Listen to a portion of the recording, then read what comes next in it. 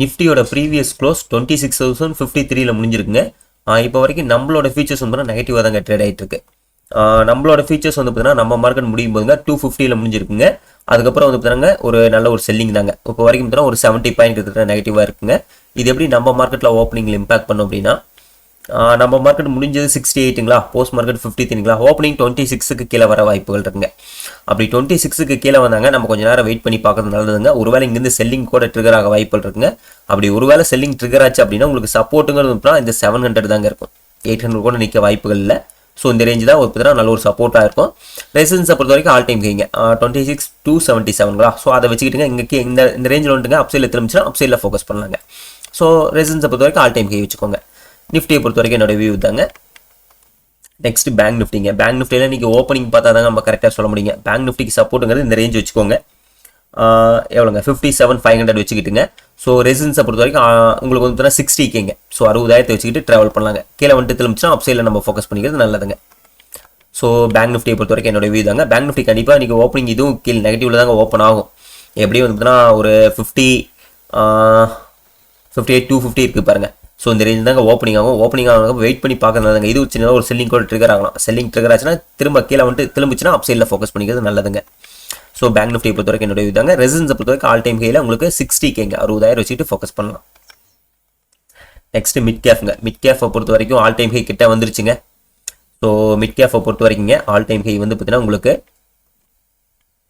எவ்வளோனாங்க இந்த ரேஞ்சுங்க 13,540ங்க. ஸோ ரெசிடன்ஸை பொறுத்த வரைக்கும் இந்த 13,540 தாங்க. சப்போர்ட்டை பொறுத்த வரைக்குங்க உங்களுக்கு மிட் கேஃபில் 13,300ங்க.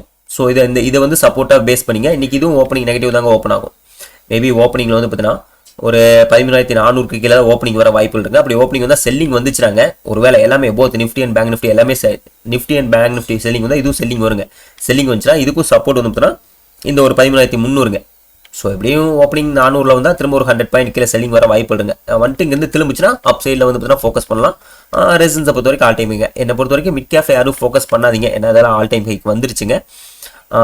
என்னை பொறுத்த வரைக்கும் வேண்டாம். நெக்ஸ்ட் வீக் பார்த்துக்கிறது நல்லதுங்க. ஏன்னா மிட் கேஃபை பொறுத்த வரைக்கும் ஆல் டைம் ஹைலேருந்து ஃபாலோ ஆச்சுன்னா ரொம்ப நாளைக்கு கீழே அப்படியே செல்லிங் போயிட்டே இருக்குங்க. ஸோ அதனால தான் சொல்கிறேன் நிஃப்டி அண்ட் பேங்க் நிஃப்டி நல்லா இருக்குங்க. ஸோ அந்த சைடில் இருந்துக்கிறது நமக்கு ஒரு சேஃப்டிங்க. இன்றைக்கி பொறுத்த வரைக்கும் சென்செக்ஸோட எக்ஸ்பெரிங்க. இன்றைக்கி சென்செக்ஸ் பொறுத்த ப்ரீவியஸாக வந்து பார்த்தீங்கன்னா 85 பக்கத்தில் முடிஞ்சிருக்குங்களா. இன்றைக்கி எப்படி இதுவும் வந்து பார்த்தீங்கன்னா ஒரு 84,600 இந்த ரேஞ்சு தான் ஓப்பனிங் வரும்னு நினைக்கிறேங்க. 600 to 500 இந்த ரேஞ்சு தான் ஓப்பனிங் வர வாய்ப்புகள் இருக்குங்க. அப்படி ஓப்பனிங் வந்தாங்க சென்செக்ஸை பொறுத்த வரைக்கும் இதெல்லாம் உடஞ்சிருங்க. இந்த கால் ரைட்டர்ஸ் இருக்கானுங்களங்க இந்த சைடில் கால் ரைட்டர்ஸ் ஸ்ட்ராங் ஆகிடுவாங்க. புட் ரைட்டர்ஸ் உடஞ்சிரும்.